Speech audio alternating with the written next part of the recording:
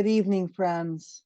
I'm Becca Forsythe, and I'm here to help us understand some of the real problems that we could see from Project 2025, the fascist blueprint that MAGA has for us, if they should find their seat of power again. As many of you know, I enjoy participating in our right to protest by calling out legislation that I think hurts the poor. I'm fond of slogans like everybody's got a right to live, everybody in, nobody out, and fight poverty, not the poor. This is why one aspect of what Project 2025 wants to do really scares me. It's their attack on our right to expression. In this video, I'm going to give you a brief refresher of what the First Amendment promises and why it's important to us today. Then I'll introduce Project 2025 and some of the more damaging excerpts that impact our right to protest and speak out. We'll see how this plan impacts all of the Department of Justice and what that entails. We'll see what Trump himself has said and what he has said he will do. We'll see the difference in how this is applied to those that we consider on our side versus those from the extreme right. We'll back this up at times by some of the things he himself has said. We'll close with some thoughts about what we should do next. We're going to add in some laughter here and there because this is a hard subject and it's hard to get through. Thank you again for watching, and I look forward to hearing your thoughts. This first section, we are going to look at the First Amendment and our right to free speech. Freedom of speech. The Founding Fathers named the first 10 amendments to the Constitution the Bill of Rights, the first of which guarantees some of the most fundamental freedoms of our country, including freedoms of press, protest, religion, assembly, and last but certainly not least, freedom of speech. When the Bill of Rights was added to the Constitution in 1791, the right of every American to protest was written into the First Amendment. The right of the people peaceably to assemble and to petition the government for a redress of grievances. And we petitioned just a little bit, as a treat. The abolition of slavery, women's rights to vote, civil rights, the Vietnam War, the Stonewall Uprising that gave national attention to the gay rights movement, the March for Life to protest abortion, protest against the government's inaction during the AIDS epidemic, protest against economic globalization, Tea Party protest against taxes and big government, Occupy Wall Street, the Dakota Access Pipeline, the youth-led climate strike, and in 2020, the Black Lives Matter protest and anti-lockdown protest. People have been taking to the streets for decades to demand their voices be heard. Democracy is rooted in the idea that every citizen may use their voice and their picket signs to advocate for change they believe in. All right, mister, what do you think you're doing? So what exactly is Project 2025 in relation to this topic? First and foremost, there is this nakedly authoritarian plotting, like the plan to weaponize the Department of Justice as a tool directly under the control of Donald Trump. Deep dive into what Donald Trump and his sycophants have planned for the Department of Justice under Project 2025 and how they would use the DOJ to attack American citizens. The 28-page section of the project's manifesto covering the Department of Justice and the FBI is a nightmarish play-by-play on how to turn the DOJ into the Office of Vengeance. According to Hamilton and the folks at the Heritage Foundation, the Department of Justice would no longer be independent in a second Trump administration. On page 559, Hamilton writes, while the supervision of litigation is a DOJ responsibility, the department falls under the direct supervision and control of the President of the United States as a component of the executive branch. Thus, and putting aside criminal prosecutions that can warrant different treatment, litigation decisions must be made consistent with the president's agenda. So just to be clear, a man who was found liable for sexual abuse, a man who tried to steal the 2020 election through a violent coup, a man who stole classified documents and shared our secrets to random supporters, a man who has repeatedly extolled the virtues of vengeance, would now direct litigation priorities at the Department of Justice. It's a blueprint for a radical far-right takeover of everything in the U.S. government that, among many other scary things, proposes that Trump take direct presidential control of the entire federal bureaucracy, including independent agencies such as the Department of Justice. It's really important to think about the different departments that fall under the purview of the Department of Justice. This graphic has an unbelievable number of tiny little words. It might be intentional, but here's some of the highlights. The Department of Justice controls the Attorney General, the Bureau of Prisons, the U.S. Parole Commission, the Office of Violence Against Women, Tribal Rights, Civil Rights, Environmental and Natural Resources Division, the Drug Enforcement Agency, the ATF, National Security, and a whole lot more. All of these would fall under the direct control of the President of the United States, whoever that may be. It is essential that the next conservative administration place a high priority on reforming the DOJ and its culture to align the department with its core purposes and advance the national interest. Critically, this must include the FBI. Anything other than a top-to-bottom overhaul will only further erode the trust of significant portions of the American people and harm the very fabric that holds together our constitutional republic. There are the other very specific things they have in store for us all, like deciding what investigations the FBI can conduct, how to use federal laws to prosecute state and local crimes, superseding state officials, recommending initiating legal action against local district attorneys who disagree with Trump's criminalization policies, vigorously restricting voting access, ending consent decrees, enforcing the national abortion ban that's already on the books, and ending affirmative action discrimination, which is a cute way of demonizing civil rights. And guess what?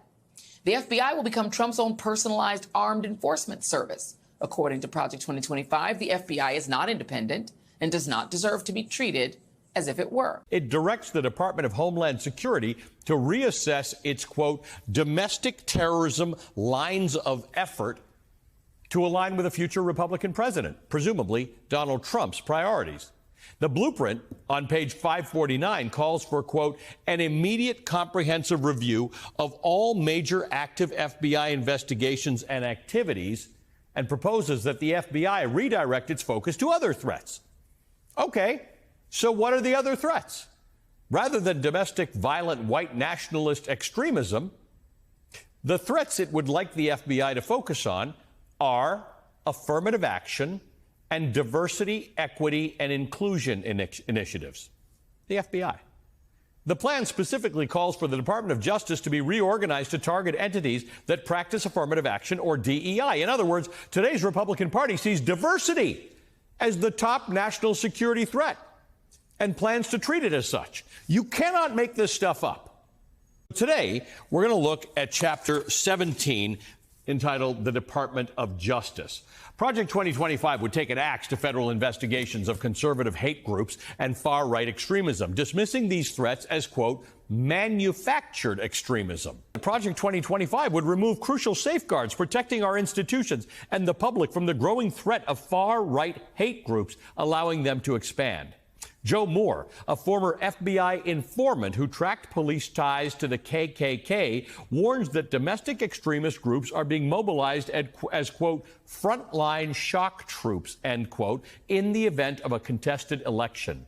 Let's talk more broadly about this area about the Department of Justice as it relates to far-right extremism. As far as Project 2025 goes, it's a little more nuanced and a little more coded than some of the other areas like abortion, where it speaks openly about it. There's a sense in here that the government has gone awry in concentrating on far-right violent extremism in America and should be refocused on other things. And it does talk about DEI and affirmative action. Sounds nonsensical to me that they would like the FBI involved in stuff like that.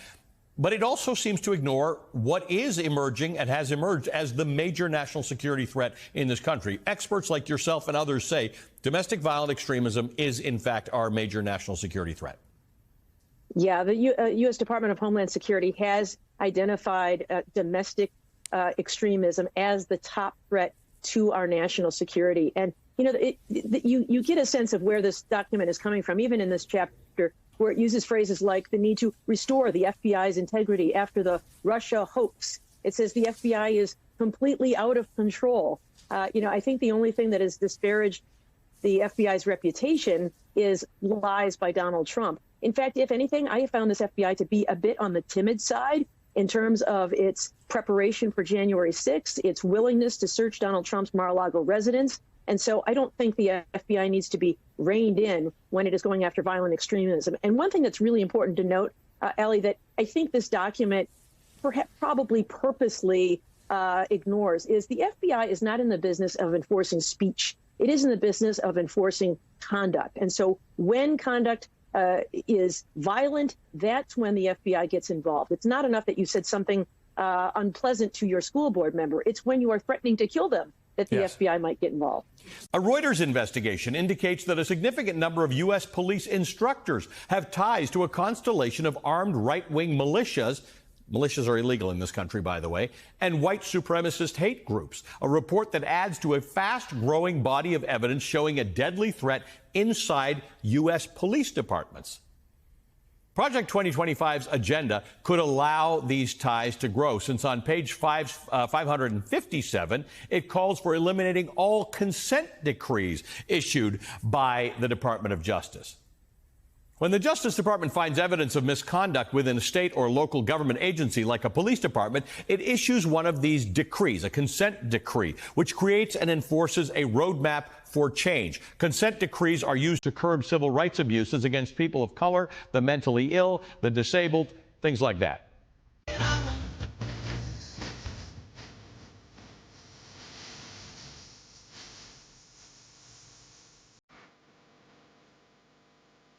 Listen, you little wiseacre. I'm smart, you're dumb. I'm big, you're little. I'm right, you're wrong. And there's nothing you can do about it. So the Department of Justice would change completely. Why should we believe that this is his intent? I am a firm believer in when they tell you who they are, we should believe them. I know it can be hard, but I think it's important for us to hear from his own mouth the ways that he has characterized protesters and people in general when he was in power, and what he says he'll do if he's given another chance. Warning governors he'll invoke the Insurrection Act to send the military to cities where violent protests continue. If a city or state refuses to take the actions that are necessary to defend the life and property of their residents, then I will deploy the United States military and quickly solve the problem for them. Federal military police are en route to Washington, D.C. on the president's order as the Capitol emerges from the fourth straight night of protests. They say federal police and National Guard troops used tear gas and rubber bullets on peaceful protesters just so the president could hold a photo op across from the White House. About 20 minutes before a mandatory curfew started Monday night, federal officers and National Guard troops outside the White House suddenly moved on peaceful protesters, hitting them with flash grenades and tear gas while shooting rubber bullets. Then, moments later, another extraordinary scene. The president, cabinet members, and staff walked off the White House grounds to a historic Episcopal church that protesters had vandalized the night before. I am your president of law and order and an ally of all peaceful protesters. But in recent days, our nation has been gripped by professional anarchists, violent mobs, arsonists, looters, criminals, rioters, Antifa, and others. A number of state and local governments have failed to take necessary action to safeguard their residents. We are looking at long-term jail sentences for these vandals and these hoodlums and these anarchists and agitators, and call them whatever you want. Some people don't like that language, but that's what they are. He says, can't you just shoot them? Just shoot them in the legs or something. And he's suggesting that that's what we should do, that we should bring in the troops and shoot the protesters. The commander-in-chief was suggesting that the U.S. military shoot protesters. Yes, in the streets of our nation's capital. That's right. Shocking. We have seen in other countries a government use their military to shoot protesters. Right. Well, those are banana republics, right, or authoritarian regimes.